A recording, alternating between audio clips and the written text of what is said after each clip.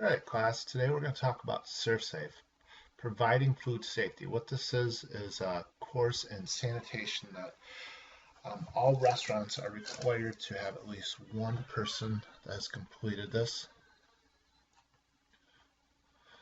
The restaurants are required to have one person that works at a restaurant be ServSafe qualified, and that's so when the health department comes in, they know the basic rules. So we're going to start in the first chapter. Shouldn't take long, and I'm going to zip through this.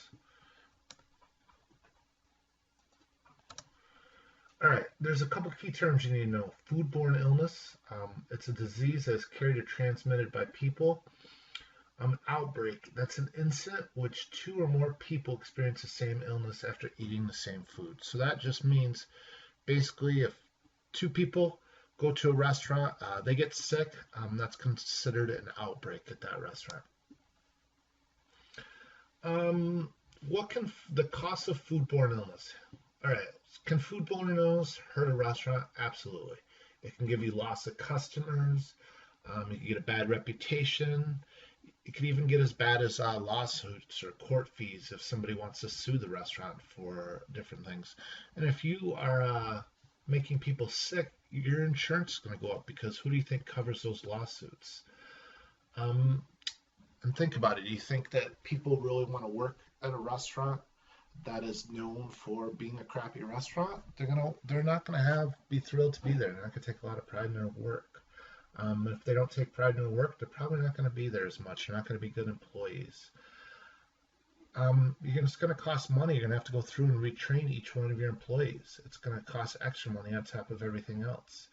And then if you're a manager, just owner, just basic embarrassment.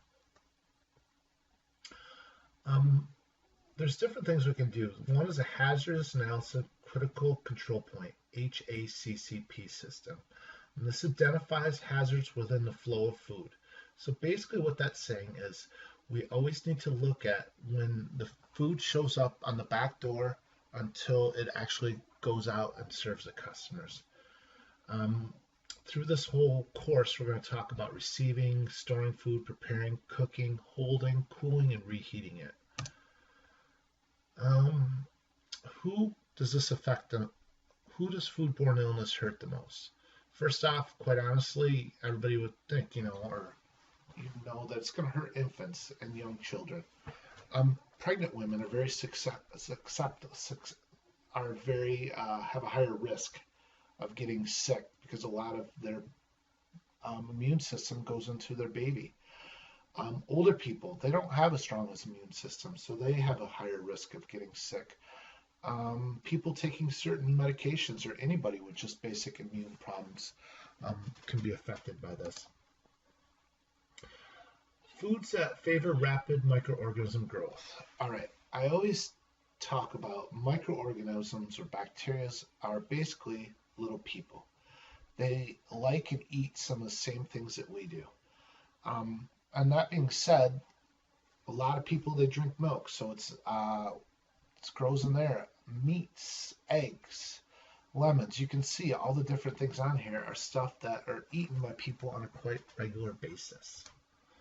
There's three types of food hazards. The first one is biological. The next one is chemical and physical. I'm going to get into those. A well-designed food safety system will establish controls to prevent time temperature abuse. That's going to be called the cross-contamination, or that's going to be called the temperature danger zone. Another thing that we're going to talk about is cross-contamination. And the last thing is poor hygiene. Controlling time and temperature. This is a huge thing. This is from the second we get the food in the back door of the restaurant to when it goes out.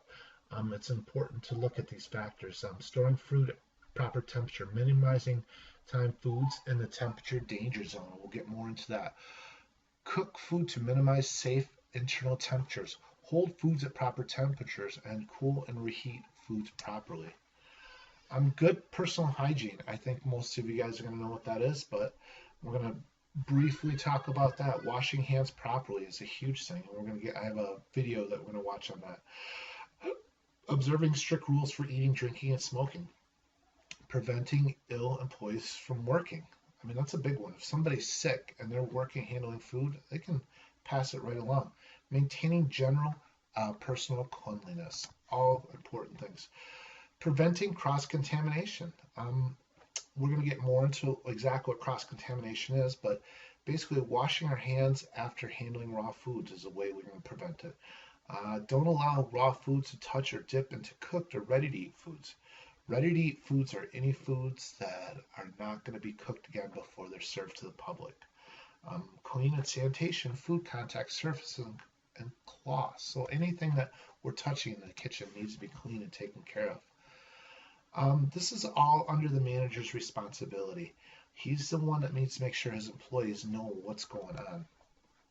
So basically,